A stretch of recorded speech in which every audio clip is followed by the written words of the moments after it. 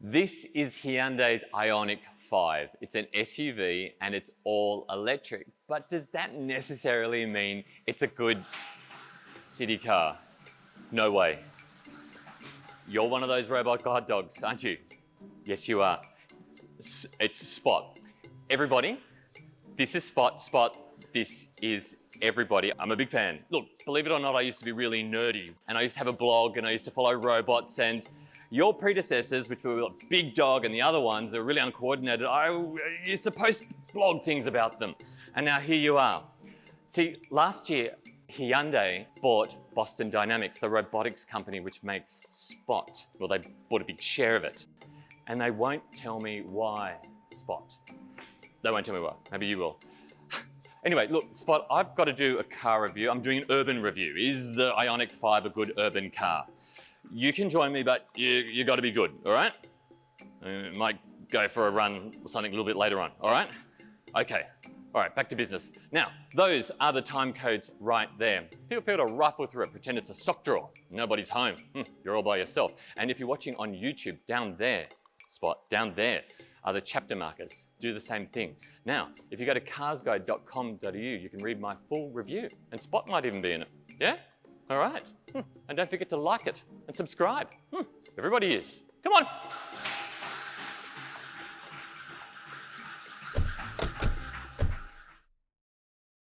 The Ioniq 5 looks like nothing else.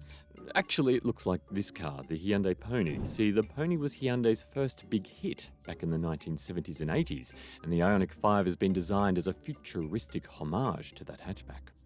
And futuristic it is. Just look at that face and those LED headlights. I can't decide if I like the front more than the back of the car with its dot matrix taillights and floating Ioniq 5 badge. It's retro cool, done right. The Ioniq 5 is more SUV than little hatchback.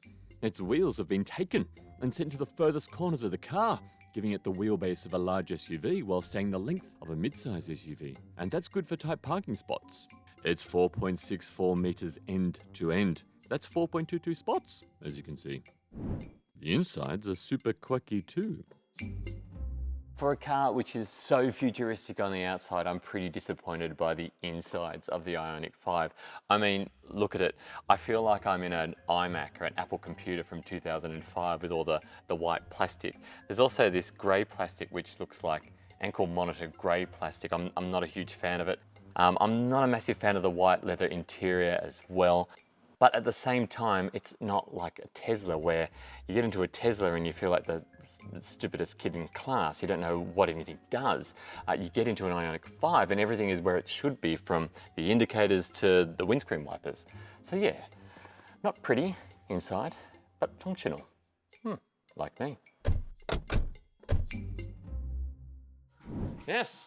Should we talk price now? Yes, I think so. Let's talk price now. Spot. Sit. Sit down. Good. Spot. Okay. Prices. Now, you can get the Ioniq 5 in two flavors. There's a rear-wheel drive and an all-wheel drive. The all-wheel drive, which is what this one is the more expensive one. You're looking at around about $80,000 for a list price. That's quite expensive, but not for an electric vehicle.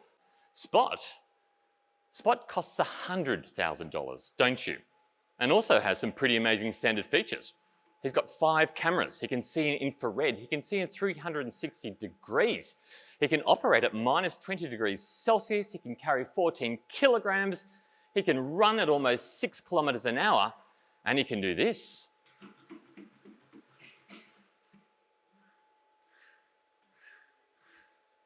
You might have to have a bit of a dance-off later. Here are the Ioniq 5's standard features. Come on. Coming standard, those two 12.3-inch displays, a Bose sound system, sat-nav, Apple CarPlay and Android Auto, dual-zone climate control, leather upholstery, power-adjustable front seats. They're heated and ventilated too. There's a proximity key and retractable door handles. The LED headlights with black bezel pixel graphics are also standard, and so are the taillights and the 20-inch alloy wheels and smart cruise control. Spot is also smart. He can be programmed with code you can write yourself or driven using a tablet remote control. But he can also navigate his way autonomously from one point to another, deciding for himself how to get there while maintaining his balance as the terrain changes. Okay, so what is under the bonnet of an Ioniq 5? Well, the answer is not a lot. Here it is. This is a front boot. It's got the charging cable in it, and underneath there is an electric motor on the front axle and also another electric motor on the rear axle. That makes it all-wheel drive. Don't forget, it's the all-wheel drive version. It's the more expensive version. It's also the version with the most grunt as well. Now you can see the output figures on your screen right now. Now, because this is an urban review and you might live in an apartment block or you might have a house which doesn't have access to a power point for the car, or you might not even be able to have access to a wall unit in a garage. You might not have a garage. It's really important to have a car which charges fast, because you're going to be spending time in car parks like this with charging points, or supermarket car parks with charging points as well. You don't want to be waiting around for 4 hours for it to charge. Now, the Ioniq 5 can charge from 0 to 80% in about 1 hour. That's really, really quick charging. Just trust me on that. That's very good. Some cars take forever to do. 1 hour is excellent, up to 80%. Your range from there is about 430 kilometers. And your grunt is really impressive. We're talking 0 to 100 in 5.2 seconds. Now, as for Spot takes about 2 hours to charge, and he's just come off the charger now, so you're fully charged, which means you've got 90 minutes of runtime. So we better get this done, right? Let's go. Come on.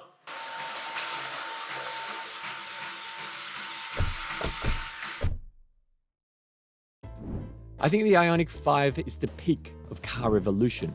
Not only is it good looking and fast, but its interior space and practicality exceeds pretty much every other SUV its size. Look at that interior. Flat floors, high ceilings, large tall doors, and there's plenty of leg and headroom for even me at 191 centimeters tall. And there's a 527 litre boot in the back as well. So along with that really decent sized boot, you've got a really spacious interior in the Ioniq 5. You've got a center console which slides all the way forward like that. You've got a pretty much completely, actually totally flat floor in the back here. You've got great headroom. That's in my driving position, and like, look how much leg room I've got there. That's brilliant. You've got air vents there, good cabin storage as well. It's a really, really spacious, practical, comfortable place. What is it, Spot? What, do you want to go for a run? Yes, I did say we'd go out. Yes, I did. You want to get in? We'll go for a walk. Come on. You want to go for a walk? Is that what you want? You want to go for a walk? Come on. Come on. You get in and I will drive. Come on. Up you get. In.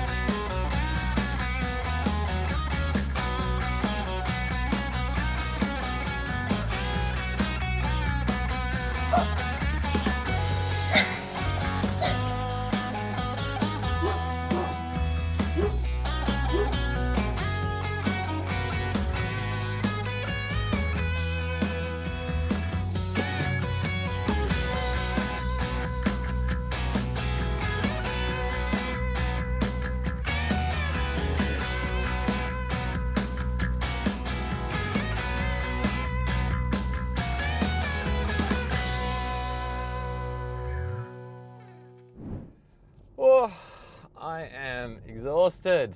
Spot, how are you going? Spot? Oh, he's asleep.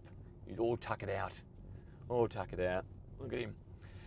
Let's talk about what the Ioniq 5 is like to drive. It's electric, obviously. And if you've driven an electric car before, you'll know exactly what I'm talking about when I say it's so serene, especially when you're driving in city traffic. There's nothing worse than driving a petrol car with a manual gearbox in city traffic. Like, don't get me wrong, I love performance cars and manual cars, they're fantastic, but on a nice country road, they're great. But if I'm on a city road in an urban environment, I want to be in an electric car. They're so easy, no gears to change, no burbling away in the traffic going nowhere. It's just easy. And when it comes to urban driving and being a good urban car, it's all about easiness. And electric powertrains are just so easy in the city. In terms of everything else, the acceleration again is amazing. 0 to 100 I think was in 5.2. You've got a drive mode button down here. You put into sport and whoa, that is really good acceleration. That's great. For the most part I've been driving in normal. There's an eco mode as well. But yeah, normal will mean that you don't use up all your range immediately. But yeah, it's tempting to put your foot down. The acceleration is that much fun. You've got instant torque basically, and all-wheel drive as I mentioned before. Handling is really good too. This is surprisingly so. It looks like a big wobbly car, but it's not a big wobbly car. It's quite a large car, but because the batteries run along the base of the car like a skateboard, it actually keeps the center of mass quite low. So your handling is really good, and it's got really direct steering too. It's got a little bit of electronic interference going on there. It's not particularly natural feeling, but it's weighted well, and it actually doesn't feel too bad at all. Now the ride is actually really good too. It's rolling on really large wheels of pretty low profile, but the suspension is excellent, and the ride is really, really comfortable. I'm really impressed. I've only been driving this for a couple of days. It's the first time I've actually driven an Ioniq 5 at all.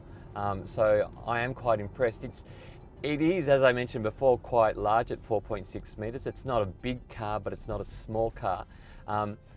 But I would say that it's pretty big for an urban focused car. At the same time, you've got really good cameras though. You've got a camera which shoots forward, so you can see how far you are from the car in front. There are also parking sensors too. And there's a rear camera as well. The camera picture is crystal clear, so you've got plenty of help from the cameras and sensors. Okay, so energy consumption. Hyundai says that after a combination of open and urban roads, the Ioniq 5 with 2 motors, the all-wheel drive one, this one, should be getting 19 kilowatt hours per 100 kilometers.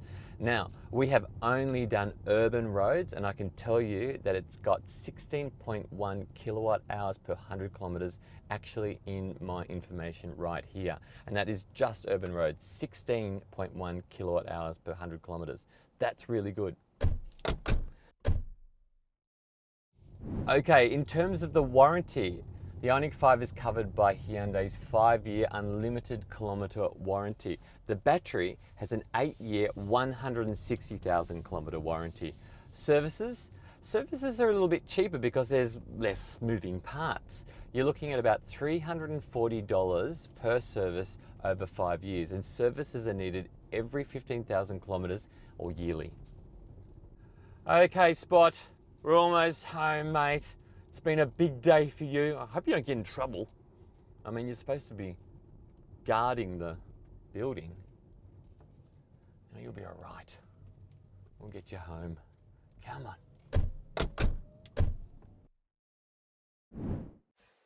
Did you know the Ioniq 5 is pretty much a mobile power station? Yes, you can plug things into it and run them. You can charge things like Spot. Look, I'll show you. It's plugged in there, you press that button there, and Spot is charging. Very good. So, the verdict. Is the Ioniq 5 a good urban car? No, it's not. It's outstanding. That's right. Great practicality, excellent range, easy to drive, all the safety tech at a pretty good price as well. In fact, I don't think you need to pay that much money. You don't need the all-wheel drive. The rear-wheel drive is fine for an urban environment. I'm going to give it out of 10 an urban score of 8.5 out of 10. Now, as far as Spot goes, I'm going to give Spot a score of 10 out of 10. He's the ultimate urban dog. If you want to read the full review, go to carsguide.com.au and give us a like and subscribe. Spot?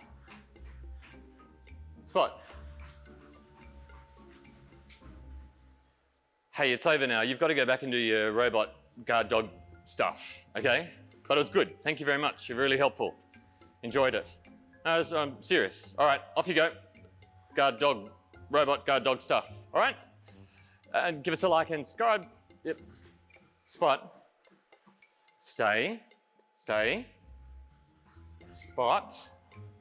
All right, okay, here's the deal. You go back and do your robot guard dog stuff, and tomorrow I come back and we do it all over again. Do you want that? Is that what you want? Is that what you want? Is that what you want? Yes, yes it is. Yes it is. Yes it is. Yes. All right, we'll do that.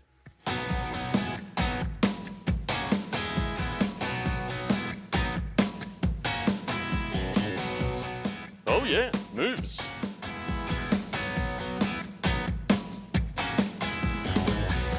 Can you do that one? That's called the sprinkler. Lawnmower. Yep, whoa. No.